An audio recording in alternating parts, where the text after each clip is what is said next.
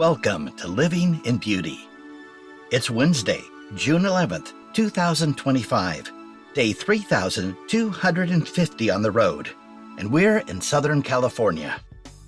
This 7-chapter series about our 9-month Civil Rights Trail road trip, an official National Parks trail launched in 2017 with more than 100 sites of interest in several dozen locations across the United States, has come to an end. Why, you may ask? Would anyone want to immerse in the long and miserable history of slavery and racial oppression suffered for hundreds of years by millions of U.S. citizens? For us, there are several reasons. Some are personal, but the obvious answer, it was practical. These historic sites are near our family and friends. The second reason is pleasure. The southern region of the United States has the best food, music, and beaches, with the most festivals, cultural events, gardens, nightlife, and the most exciting arts scene in the country.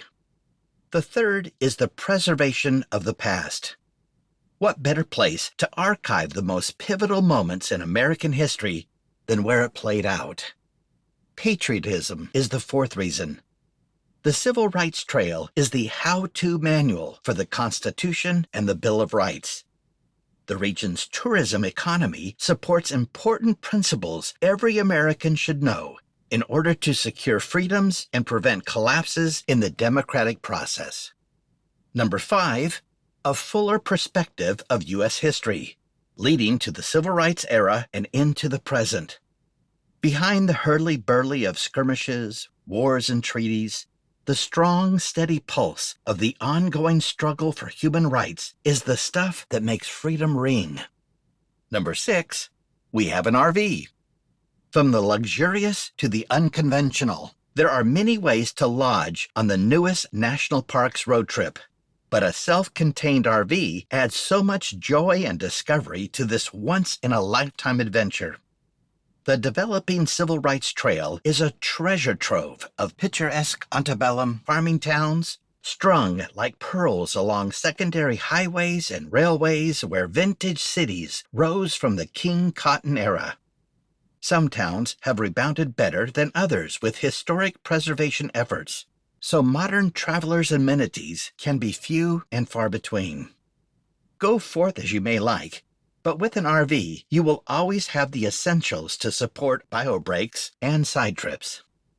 Until our Civil Rights Trail series began, our subscriber numbers always increased with every post.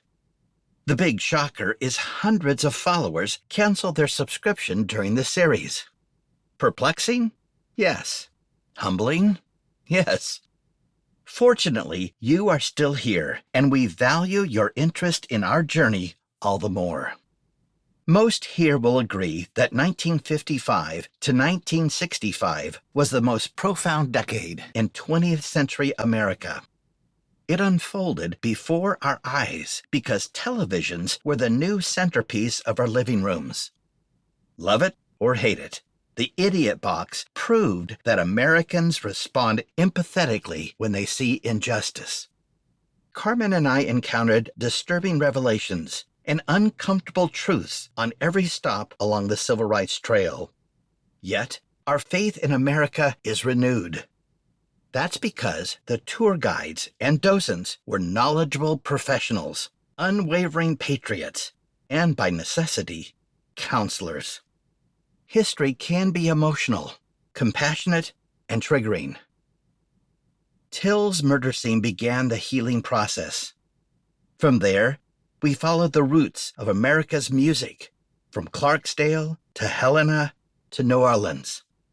We drove through Delta cotton fields to the fascinating city of Mound Bayou, an all-black refuge in Mississippi, through Montgomery and Nashville to learn more about famous Southerners who called out injustice.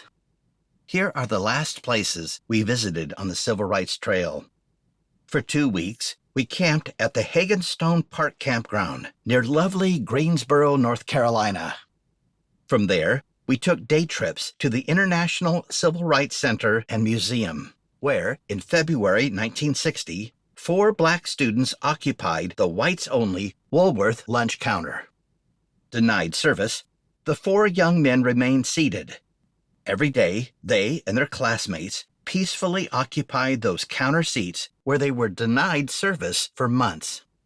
By the end of March 1960, 55 cities and 13 states had lunch counter sit-ins in progress.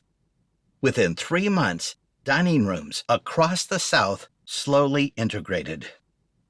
For 14 days, we camped beside the lake at Stone Mountain Park, 30 minutes from downtown Atlanta.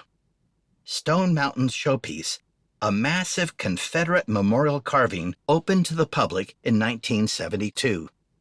The Stone Mountain Memorial Association strains against ingrained racism to neutralize the controversy.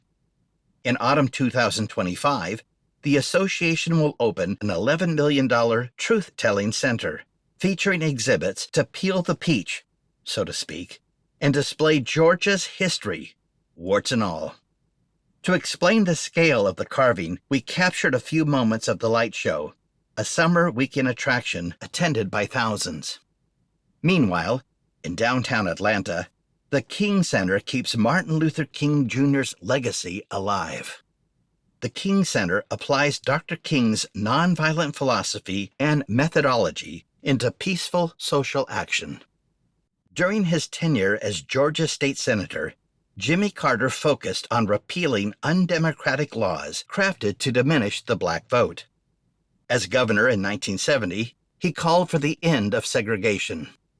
As president, Carter appointed more non-whites and women to top government positions than all his predecessors combined. He authorized observance of King's birthday, increased funding for historically black colleges, and promoted fair housing and banking policies.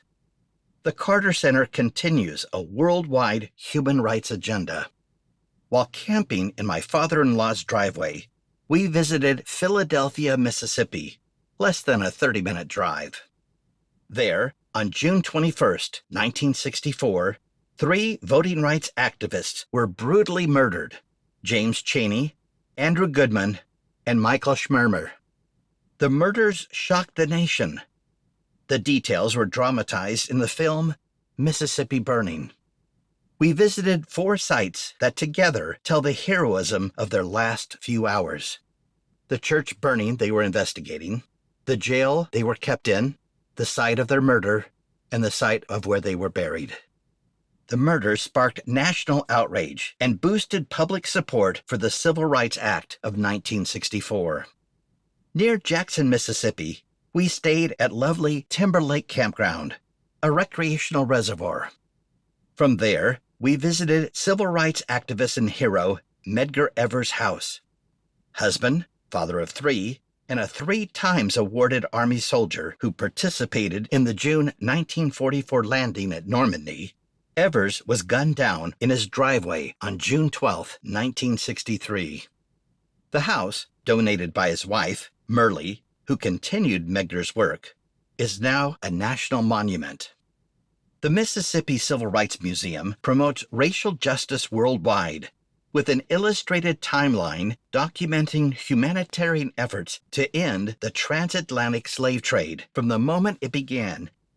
The museum includes biographies of Mississippians in the struggle for equality and justice.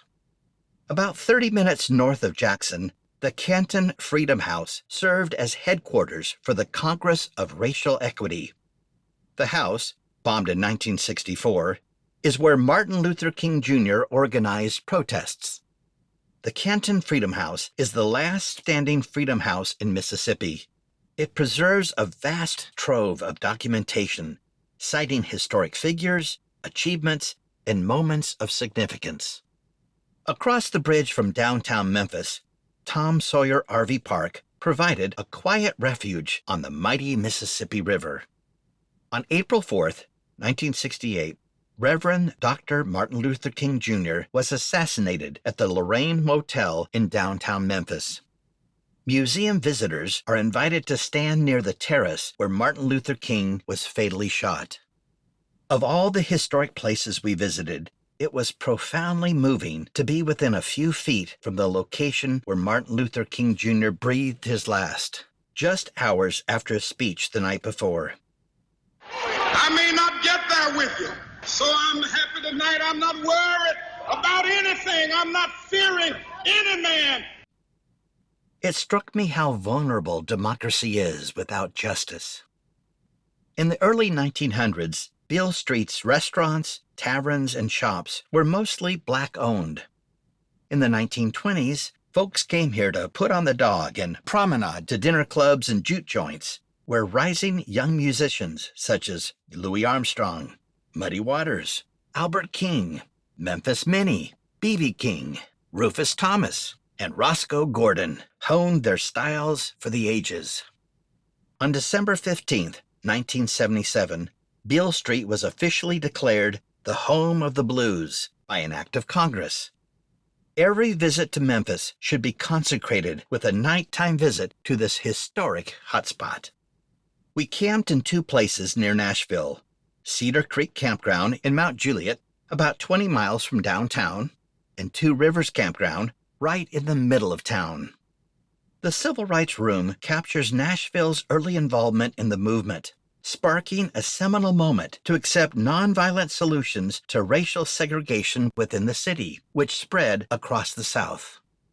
Nashville Week included an evening at the Grand Ole Opry. Since the 1920s, the Opry has showcased country, bluegrass, Americana, folk, and gospel music. The Opry is the longest-running live radio broadcast in the United States. We saw 7 of the music industry's top musicians in one evening.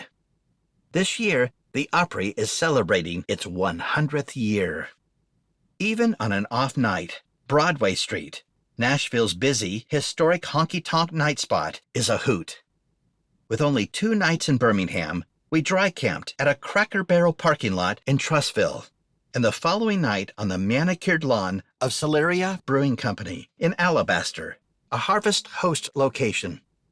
The Birmingham Civil Rights Institute explains the city's struggle to achieve racial peace. The May 14, 1961 Birmingham bus attack was a 15-minute frenzy of mob violence against the Freedom Riders' peaceful protest against racial segregation.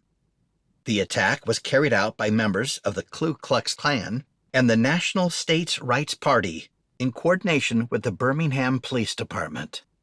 The Birmingham Children's Crusade started with a 1,000-student march on May 2, 1963. Most were teenagers, but some were as young as 6 years old. The police arrested and imprisoned more than 600 children. The following day, with the jails full and hundreds more children marching in peaceful protest, the police resorted to nightsticks, dogs, and high-powered fire hoses. On September 15, 1963, 4 KKK terrorists planted explosives beneath the interior staircase of the 16th Street Baptist Church.